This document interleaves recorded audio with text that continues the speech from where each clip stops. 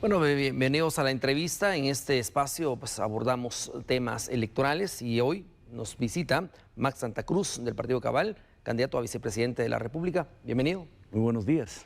Iniciemos hablando, señor Santa Cruz, del papel fundamental del vicepresidente de la República. Bueno, el vicepresidente es fundamental, no solo porque tiene un mandato constitucional que contempla cuáles precisamente sus responsabilidades y atribuciones, sino que porque también sirve como una complementariedad y un contrapeso para poder ayudar al presidente de la República desde el Ejecutivo en la coordinación del gabinete general, pero también en la atención de los gabinetes sectoriales que le corresponden, como es el gabinete social y el gabinete económico, para empezar. Ahora bien, hablemos de sus fortalezas para ocupar el cargo de vicepresidente de la República. Bueno, durante 4 años fui secretario privado de la vicepresidencia durante la gestión del doctor Eduardo Stein. Tuve la oportunidad de ser también miembro del gabinete de gobierno y estar involucrado dentro de la construcción de la agenda política del vicepresidente de la República. También colaboré directamente en la ejecución y también en el seguimiento y coordinación del Plan Trifinio, que es la instancia de la integración centroamericana, en donde mejor se reflejan los propósitos de la integración, curiosamente. Y eso está en la zona de Esquipulas, en lo que convergen las fronteras de Honduras, El Salvador y Guatemala. Pero he tenido la oportunidad de conocer desde dentro la profundidad de la vicepresidencia, cosa que me permite tener también a su vez, por supuesto, la experiencia para saber qué es lo que hay que hacer desde la vicepresidencia, sin duda. Muy bien, ¿cómo haría usted para coordinar sus actividades sin afectar la figura del presidente en relación al gabinete? Están definidas las responsabilidades de cada quien. Pero creo que lo que es fundamental es lo que tenemos el doctor Mulet y yo, y es una amplia comunicación. Si no hay comunicación y no hay respeto, aún así que hubieran diferencias sobre algunos enfoques de abordar algunos temas, pero la comunicación y el respeto de lo que cada quien propone, sabiendo que el presidente es el presidente de la República, pero que el vicepresidente también juega un rol fundamental, pues yo creo que esa es la buena ruta para poder llegar a lo mejor que se puede proponer desde la administración del gobierno, cosa que lamentablemente no ha sucedido por lo menos en los últimos 8 o 12 años de alguna forma. Cuando hablamos ya del cargo de vicepresidente, ¿cuáles serían los puntos estratégicos o fundamentales para que usted pueda desempeñar el cargo? Bueno, yo creo que es fundamental retomar la agenda de la vicepresidencia. Como digo, los gabinetes no se han reunido de la manera efectiva en la que se necesita para la atención de los temas importantes del país. Creo que tenemos que devolver esa confianza y el rol. Afortunadamente, el doctor Edmond Mulet tiene muy claro que ese papel tiene que desempeñarse de acuerdo a ese mandato constitucional y lo que nos tocará es precisamente poner en orden la casa y seguir adelante. Los retos son enormes, pero si no los enfocamos, si no los atendemos desde el presidente y vicepresidente, el combate a la corrupción, la búsqueda de mejores oportunidades de trabajo, educación, salud, incluso gobernabilidad, que es fundamental, es muy difícil para un gobierno, pero especialmente para un binomio, el que no se entiendan presidente y vicepresidente para poder ayudar a Guatemala. Entre los proyectos que usted tiene contemplados, ¿cuáles serían los primeros a desempeñar? Tengo uno personal porque es un tema que me interesa y me acompaña por lo menos desde hace 32 años. Es el tema de migrantes. He tenido la oportunidad de entender y atender el tema de migrantes desde la Cancillería. Tuve la oportunidad de estar 9 años en el Ministerio de Relaciones Exteriores, de los cuales al menos 5 de ellos fueron en el área relacionada con migrantes, trabajadores incluso, y también tuve oportunidad de servir a Guatemala como cónsul general de Guatemala en Estados Unidos, en la ciudad de Miami. De hecho, el primer consulado móvil en la historia de Estados Unidos, que hoy en día es una dinámica muy común, la hicimos en Florida en el año 1997, y hoy en día pues no se entendería la función consular sin los consulados móviles.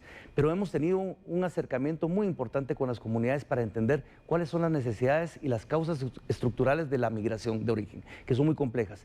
Creemos que es necesario establecer y crear, sin generar grasa burocrática, un gabinete de atención del migrante que sea coordinado por la máxima instancia, en este caso política, que podría ser el vicepresidente de la República, con un gabinete específico para poder coordinar las acciones interinstitucionales que permitan atender esas causas estructurales de la migración. No hay hoy en día una instancia como tal de coordinación, no funciona como tal con Amigua, no sirve, no funciona como tal el Viceministerio de Relaciones Exteriores porque tiene funciones distintas, y si bien la vicepresidencia se encarga también de coordinar y de presidir la autoridad migratoria, son más para elementos de seguridad que para elementos de atención de las causas de la migración. El tema de migrantes es muy interesante, ya que usted lo aborda en este aspecto. ¿Se trabajaría también en coordinación con países centroamericanos? Pues sin duda, por lo menos, como hemos hablado mucho, desde Costa Rica no hay migrantes, pero sí desde Nicaragua, desde Honduras, El Salvador, existen caravanas de migrantes que sí buscan unas mejores oportunidades. Y pone en jaque al gobierno, porque estamos en un impasse en donde tenemos la frontera norte, donde no permean precisamente esa migración, porque hay una relación y una intención muy definida entre Estados Unidos y México, y lo que nosotros nos toca hacer como la última frontera antes de esa frontera norte. Sin duda es una situación humanitaria difícil de abordar, pero hay que hacerlo, y tiene que ser a través de los mecanismos de la política exterior, que hoy en día no ha existido. La política exterior debe ser un elemento importante dentro de la administración del presidente Mulet, en donde tenemos que retomar los elementos importantes para también poder tener acciones que sean fundamentales y de transformación en temas tan sensibles como la migración. Este sería uno de los primeros proyectos y continuaría con otros más, ¿como cuáles? Sin duda. Bueno, lo que les hablaba, nos hemos reunido con diferentes grupos y asociaciones y nos han dicho que no han tenido reuniones efectivas, por ejemplo, del gabinete económico. Y el gabinete económico o el gabinete social. ¿Eso qué implica? Que no ha habido un sistema o una instancia de diálogo suficiente para poder atender las necesidades de los sectores. Eso debe cambiar. Pero hay un tema también en lo personal que quiero resaltar y quiero tomar la bandera del tema. Para mí es fundamental abordar el tema de pueblos indígenas. Quiero darle todo el interés y la atención a los pueblos indígenas desde la Vicepresidencia de la República para precisamente entender un elemento fundamental y transversal dentro de la administración pública, que son los espacios de oportunidad. Pero también están los discapacitados, también está el adulto mayor. No podemos tener en Guatemala ciudadanos de primera y segunda categoría. Todos deben ser atendidos y considerados con las mismas oportunidades y con los mismos derechos. Y creo que ese es el gran desafío que tenemos desde la Vicepresidencia de la República, para no ser una figura decorativa, sino para hacer sentir precisamente que existe un vicepresidente de verdad, que quiere trabajar por Guatemala. Ahora bien, cuando hablamos de la familia, sabemos que es la base fundamental de la sociedad.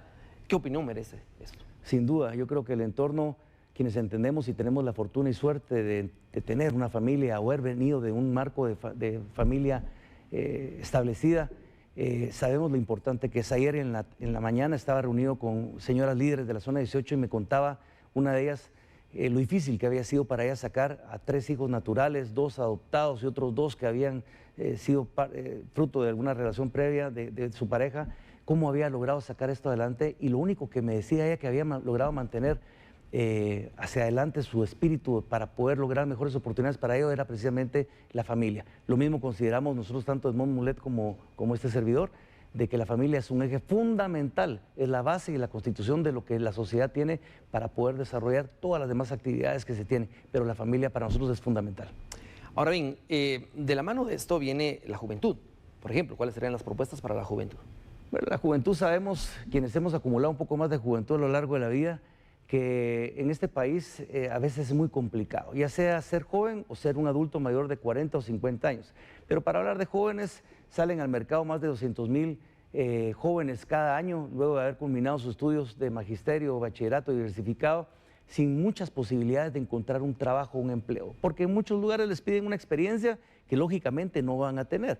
Lo que nosotros queremos proponer es, en una oportunidad de primer empleo, precisamente llegar a un modo en donde el Estado pueda subsidiar esa parte, del cubrir ese 30%, hasta un 30% del salario de ellos en las empresas donde pudieran ser contratados, y en paralelo diseñar también estudios o capacitaciones que permitan ir estudiando, pero adquiriendo experiencia, porque también la parte laboral es importante. Yo creo que eso los jóvenes están pidiendo. Los jóvenes nos piden oportunidades y eso es lo que hay que generar. El mejor programa social que puede tener un país es el trabajo, y eso es lo que el gobierno debe facilitar. Pero también quisiera hablar de las personas que no son tan jóvenes, pero que son mayores de 50 años, que también tienen limitaciones para poder tener una plaza de trabajo, ya sea porque lo saca la sociedad y les dice ya están viejos, cuando la experiencia acumulada o las oportunidades son importantes para aportar en una sociedad a una edad, no digamos de 40, desde los 40 empiezan a discriminar, pues 40, 50 años. Ahí queremos generar también una segunda oportunidad para que en las mismas condiciones más o menos parecidas al primer empleo de jóvenes puedan tener estas personas también la posibilidad de desempeñar un trabajo cubriendo un 30 hasta un 30% del monto del sueldo, y también en paralelo talleres de capacitación, actualización o de formación para ampliar las capacidades de los mayores de 50 años. No, evidentemente este sector de la sociedad guatemalteca, después de los años de pandemia, pues estuvo bien afectado. De hecho, se sumó más el desempleo, ¿no? Bueno, si lo vemos, todo está relacionado, nada es aislado. Cerca de más de 1.200 guatemaltecos salen día a día a buscar mejores oportunidades en Estados Unidos. ¿Y por qué lo hacen? Porque aquí en Guatemala no tienen los espacios para lograrlo.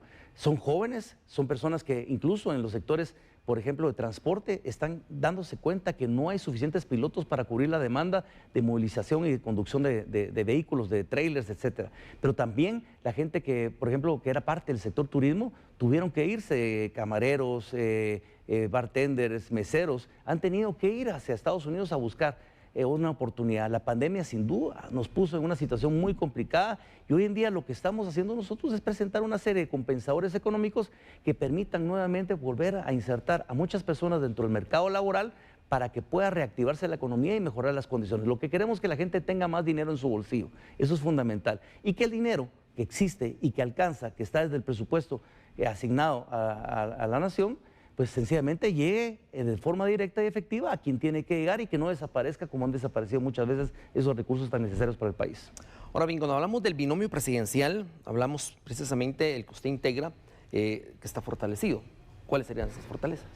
Del binomio, pues yo creo que lo que podemos poner nosotros a disposición del pueblo de Guatemala es experiencia, es seriedad. Nosotros creemos que Guatemala no se resuelve ni debe volverse un TikTok o que los problemas no se resuelven desde un Photoshop.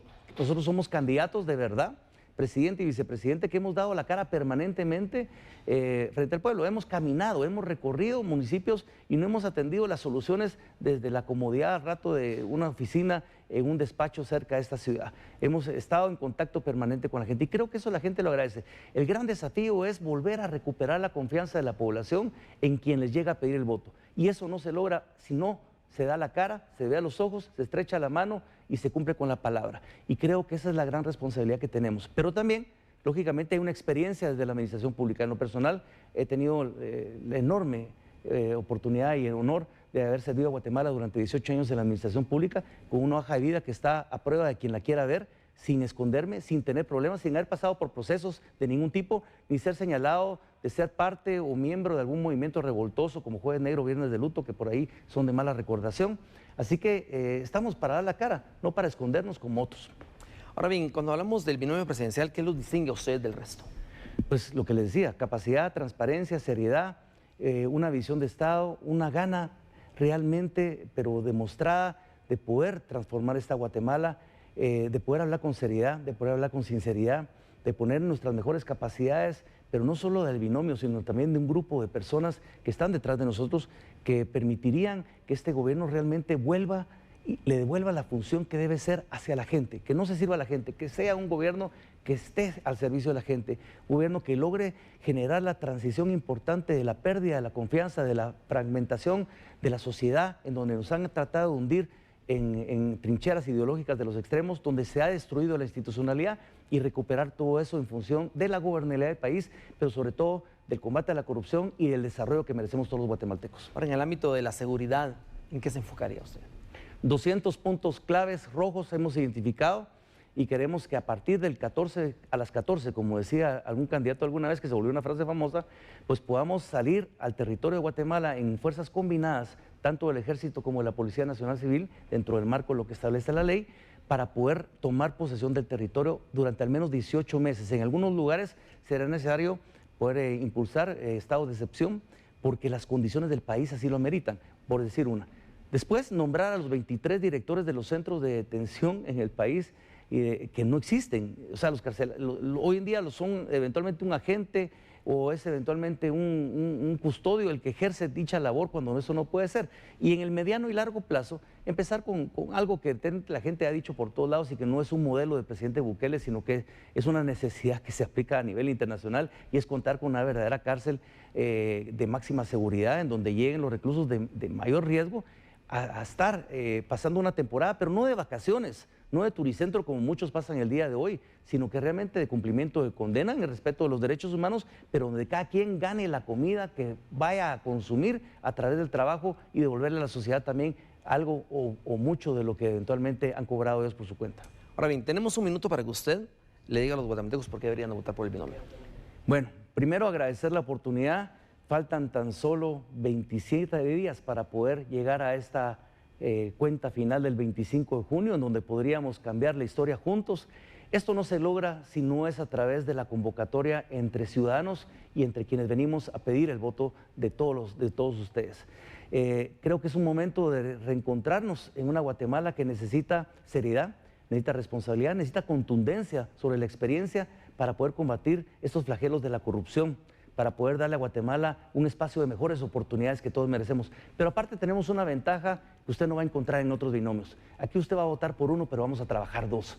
Y porque queremos realmente tener un compromiso donde la complementariedad de la presidencia y vicepresidencia sea un factor en favor del pueblo de Guatemala. Y no sigamos viviendo de esa polarización, de esa historia de muerte, de esa historia de corrupción o de la falsedad que muchos de los binomios o las propuestas políticas siguen repitiendo sin cansancio y sin vergüenza.